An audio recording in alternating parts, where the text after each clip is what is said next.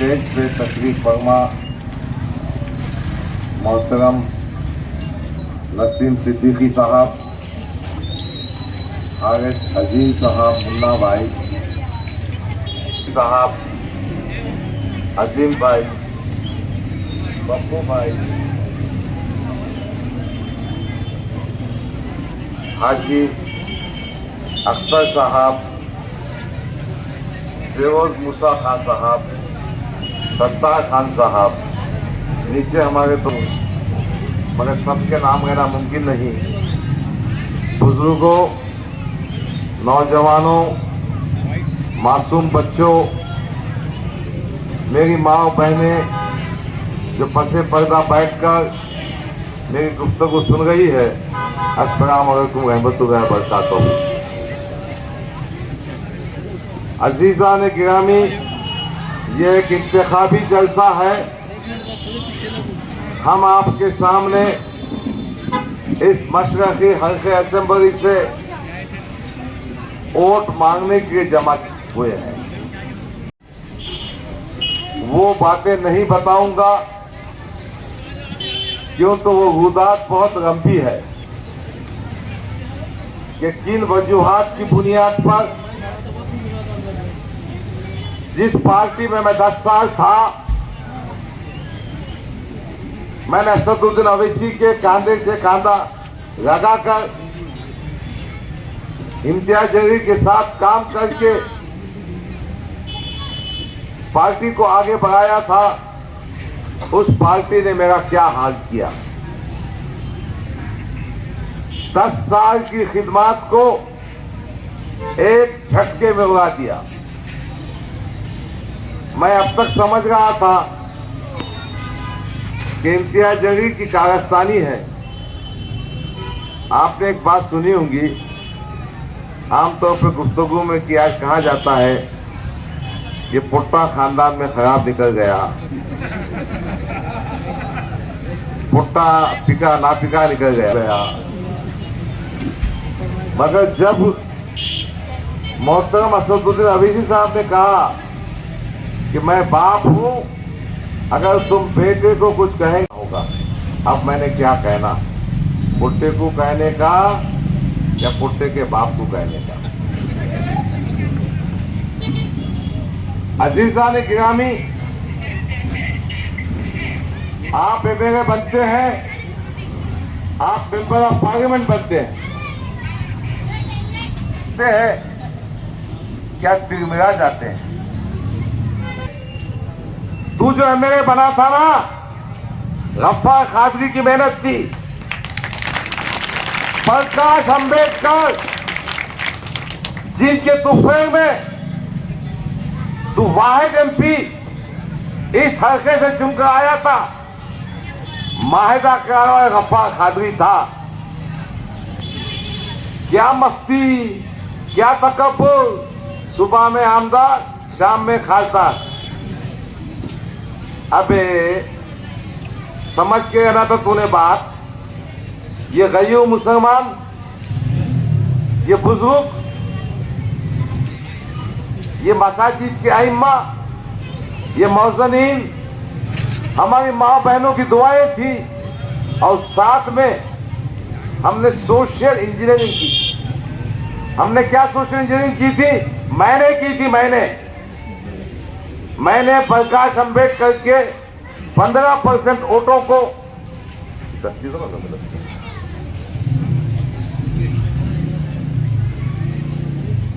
15% वोटों को मुसलमानों के 22% वोट से जोड़ दिया था।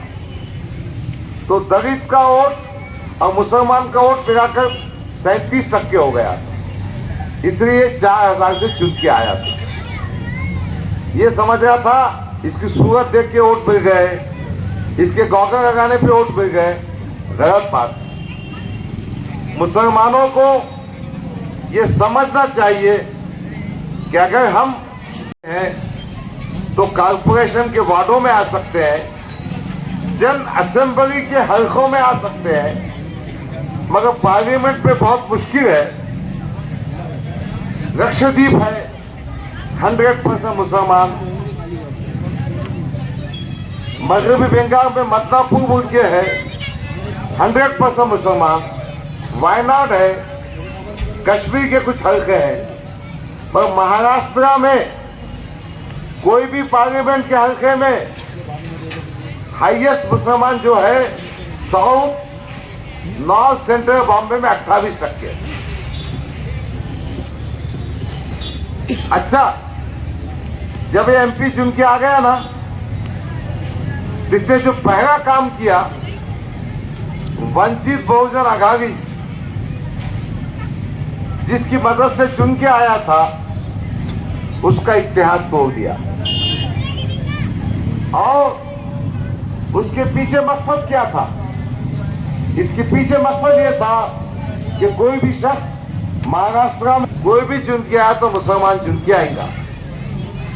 जो फारूक शाह धुरिया से चुन के आए, वोटों की डिवीजन पे चुन के आए। अगर वंचित बहुजन आघाड़ी 2019 के बाद 2019 के पार्लियामेंट के इंतखाब के बाद अपने साथ रहती तो इंशाअल्लाह उस वक्त 15 से 20 एमएलए चुनकर आते। अब मैं तो कहता हूं, अब बाबा के तहत इस स्टेज से गफ्फार कादरी चुनकर भी आया होता और हुकूमत की कुंजी अपने पास रहती, मगर इम्तियाज जलील चाहता है वो उसके सिवा कोई शाना ना रहे। अब देखो ना, 2014 में वो असेंबली का इंतखाब सेंटर से लड़ा था। अभी 2014 में मेरे को भी 60,000 वोट मिले थे, 60,000 वोट उसको भी मिले थे वहां डिवीजन। तो मैंने 2014 से 2019 तक ये कोशिश की कि अपन दलितों को जोड़ेंगे, वंचित बहुजन आघाड़ी को साथ में आएंगे।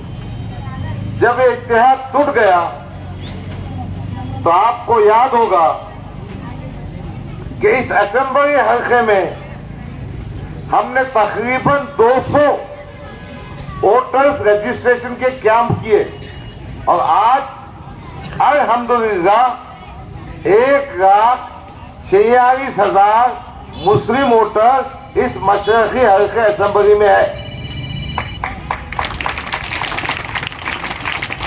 बीज हमने बोना, पानी हमने देना, फसल आना और फल खाने के वास्ते इम्तियाज जलील आ जाना, बाप की जागीर है उसके।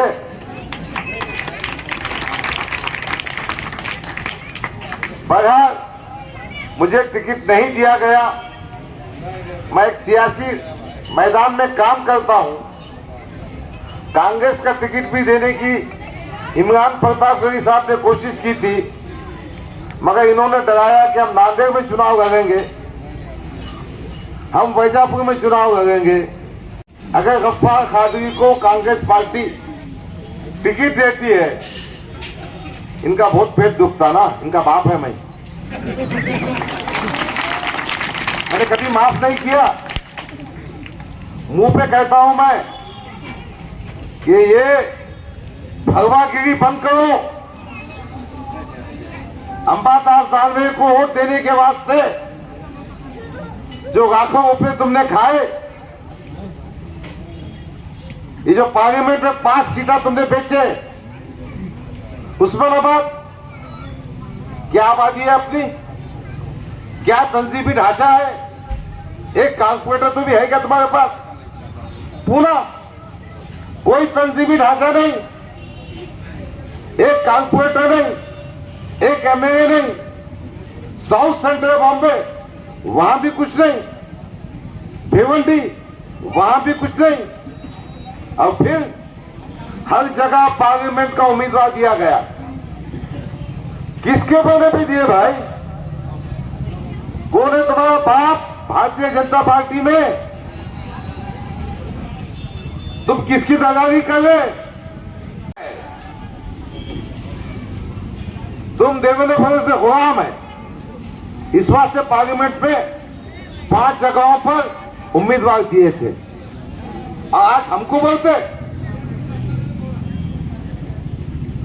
सच्चाई तो यह है कि इनके जो काम है ना, सब वसूली के काम है, और जहां वसूली है वही काम होता। मेरे भाइयों, रमजान के महीने में किरातपुरे में राम मंदिर के पास जो कुछ वाकयात पेश आए, वो वाकयात में कुछ शर्त पसंदों ने मसले मसाइल पैदा किए।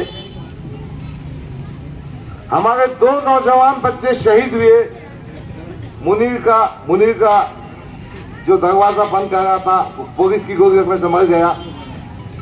वो अस्कर नाम का बच्चा, उसका बेटा 22 साल का शहीद हो गया।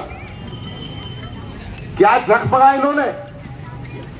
कहां सो गया था?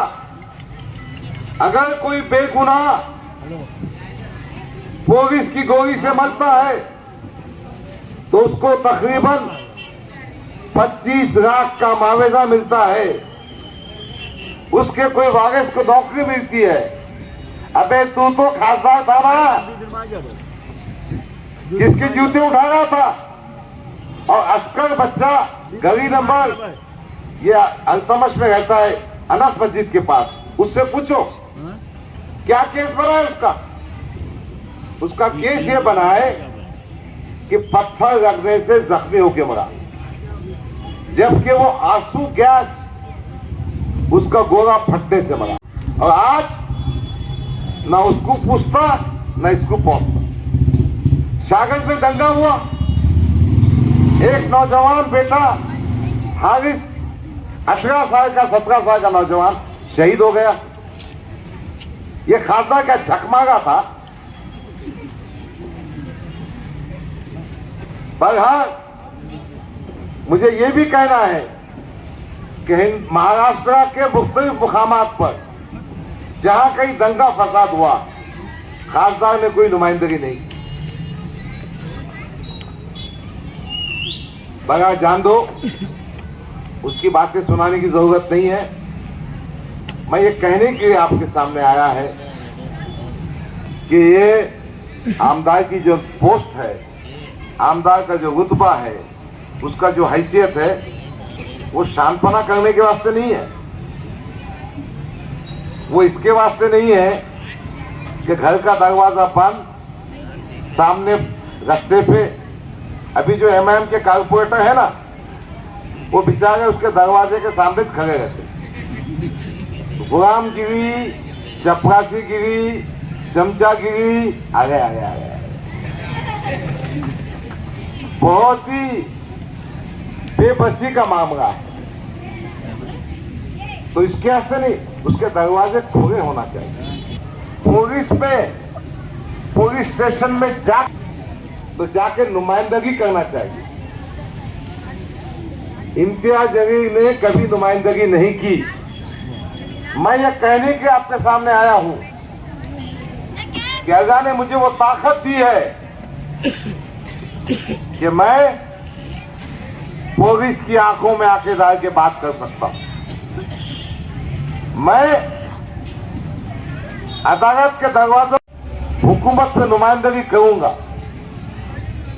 अजीजान गिरामी, समाजवादी पार्टी से मेरे बनने की जो ख्वाहिश है, जिसके लिए आपके सामने वोटों की भीख मांग रहे हैं, कोई पैसा कमाने का मकसद नहीं। मैंने करीब अबू आसिम साहब के स्टेज से ऐड किया था कि एक एमएलए को तनख्वाह मिलती है 2,60,000, एक साल के होते हैं 32 लाख रुपये, 5 साल के होते हैं 1,60,00,000। मुझे मेरी तनख्वाह नहीं चाहिए। वो तनख्वाह का एक ट्रस्ट बनाकर वो फंड गरीबों की जरूरत के लिए काम लाया जाएगा। मैं मुसलमान हूं, मुझे फख्र है। मैं हिंदुस्तानी हूं, मुझे फख्र है। मगर मेरा अटैचमेंट उलमाए कराम से है, मसाजिद के अइम्मा से है, मौज़नीन से है। मैंने अबू आसिम आजिम साहब की प्रेस कॉन्फ्रेंस में ये डिक्लेयर करने लगाया कि अगर महाविकास अघाड़ी की गवर्नमेंट बनती है तो इमामों को कम से कम 18,000 तनख्वाह मिलना चाहिए, मौजन को 14,000 तनख्वाह मिलना चाहिए और हर साल उनकी तनख्वाह में 5% का इजाफा होना चाहिए। आज भी हिंदुस्तान की चंद रियासतों में, हरियाणा में है, कर्नाटका में है, तो महाराष्ट्र में क्यों नहीं हो सकता? हम इस मकसद के लिए मैदान में आए हैं। हमारी औकाफी जायदाद जो करोड़ों की है के काम आ सकती है, उनकी हिफाजत चाहिए। ये पाखंडी क्या करेगा? जो खुद औकाफ की जमीन पर बैठा है, ये जो दुआ बैंक का ऑफिस है ना, वो उसकी मां के नाम पे वक्फ बोर्ड से सालाना 500 रुपये किराए पे दिया हुआ है। यानी एक दिन का किराया उसका 1 रुपया 20 पैसे 30 पैसे कुछ तो भी आता। 25-30 साल से ताबे में लेके बैठा हुआ है। जो औकाफी जमीनों पे कब्जा करके बैठा, और भी बहुत सारी जमीनों के मामलात है, वो क्या खिदमत करेगा? समाजवादी पार्टी चाहती है कि औकाफी जायदाद के मामले में इसका फायदा मिल्लत के यतीमों को, मिल्लत के बेवाओं को, मिल्लत के नौजवानों को और उलमाए कराम बिलखुसूस अइम्माए मसाजिद और मौज़नीन दीनी मदारिस के टीचरों को होना चाहिए कि जो कोई पैगंबर इस्लाम या दूसरी धार्मिक शख्सियत के खिलाफ एहानत आमद जुमले करे, उनकी शान पे गुस्ताखी करे, तो उस पर UAPA प्रिवेंशन ऑफ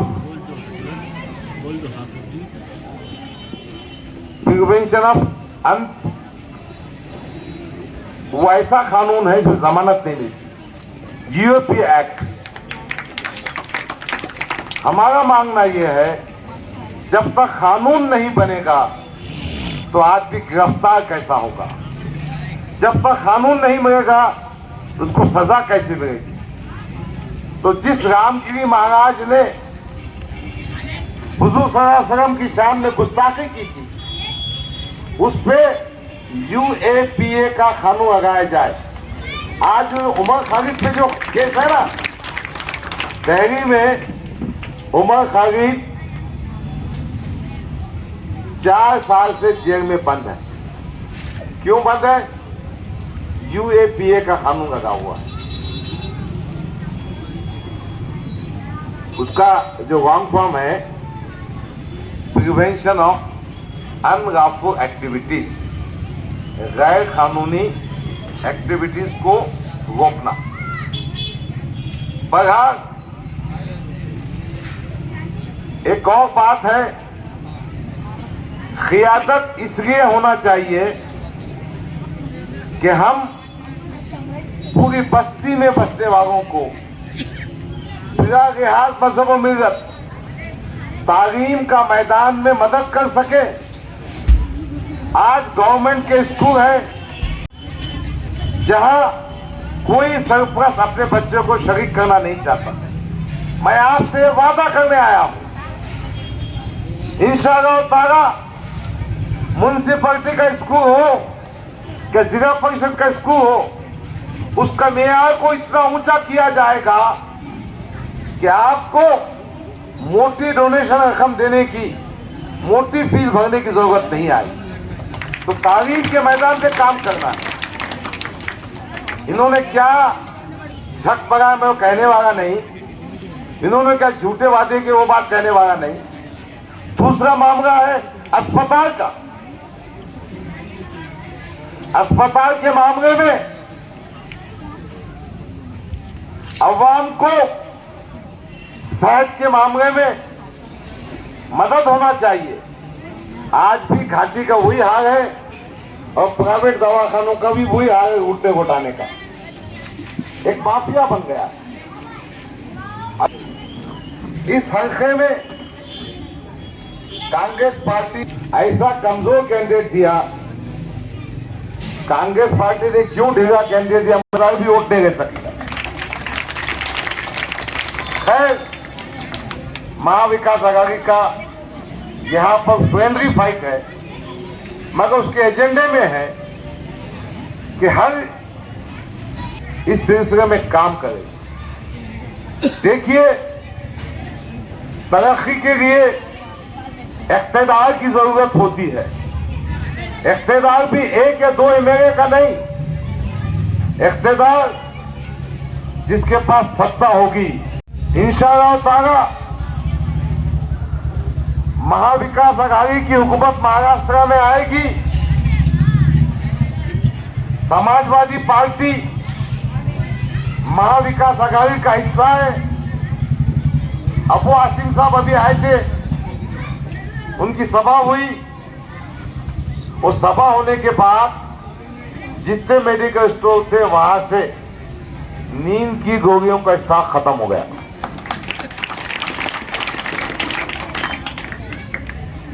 किसी की नींद खत्म हो गई, चैन खत्म हो गया, किसी को पैखाने ज्यादा लग गए, किसी को उल्टियां हो गए, क्या क्या होगा मालूम नहीं।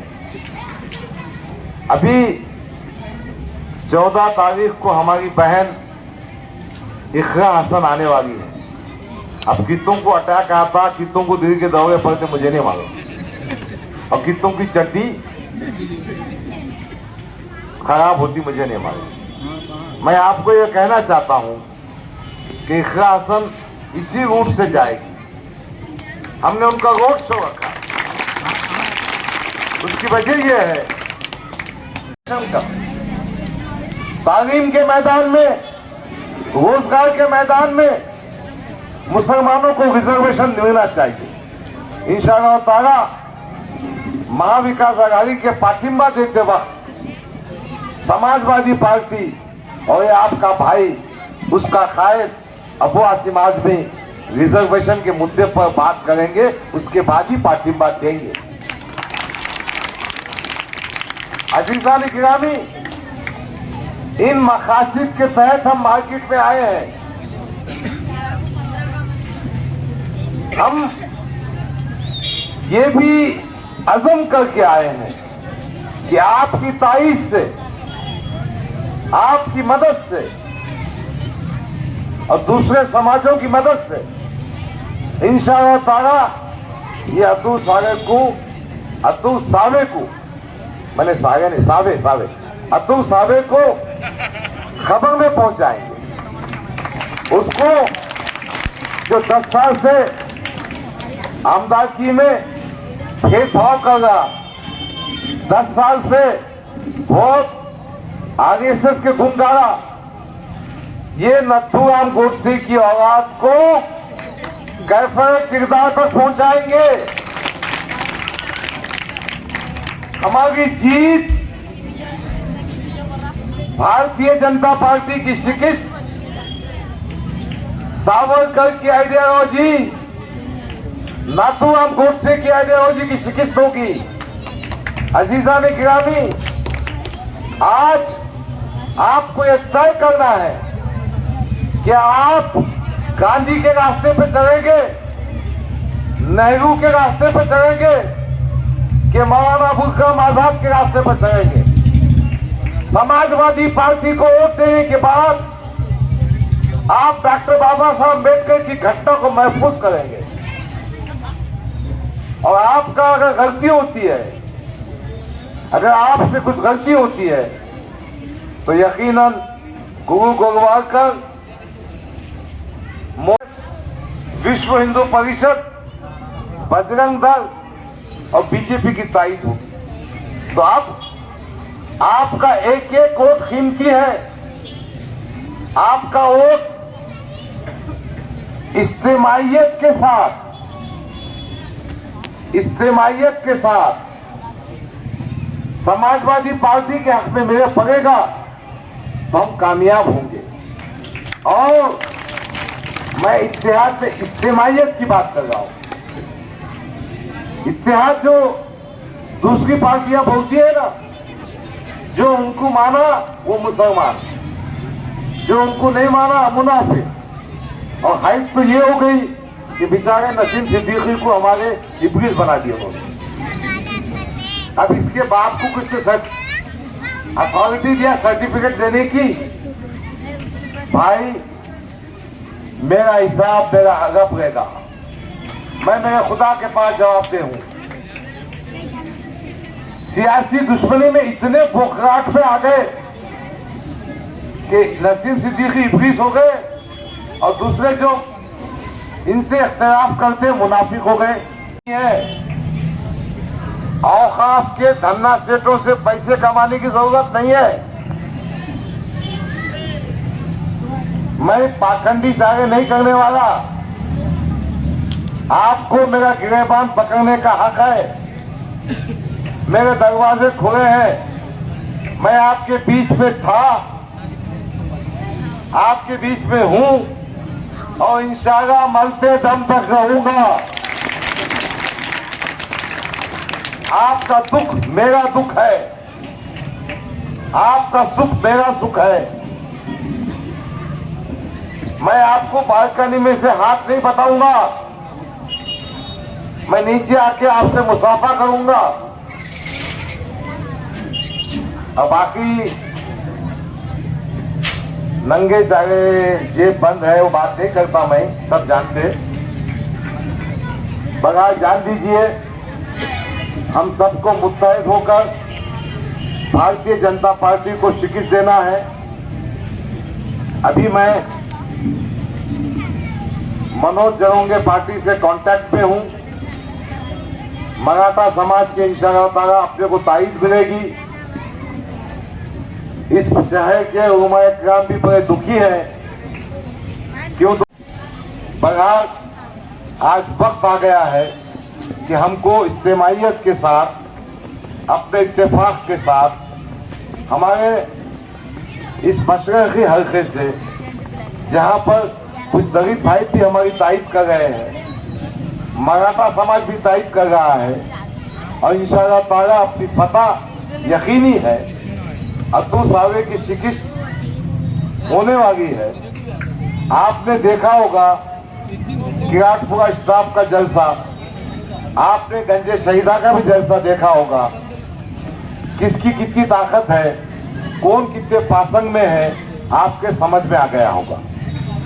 एक और बात जो छोटी सी है, अभी मैंने एक व्हाट्सएप पे देखा, मतीन पटेल नाम का शख्स दारेगांव में रहता है। उसकी तारीख और जोग्राफी से मैं वाकिफ हूँ।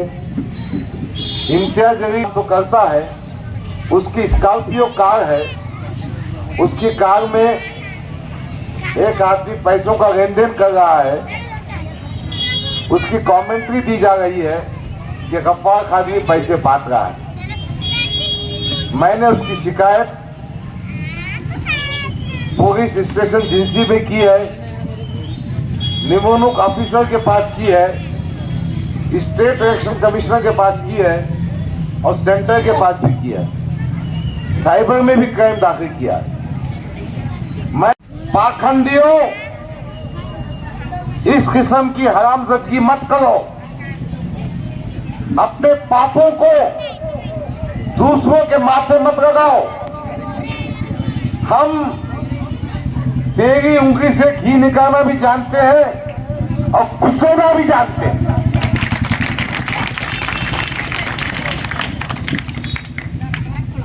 दम है और स्टेज पे बात करो, दम है और जनता में बात करो, दम है तो पब्लिक में स्टेज सजाओ, बैठो, हमारे फोन कॉल चेक करो। बीजेपी की क्या हिमायत की है, अरे हम ना बिकते, ना झुकते, ना डरते।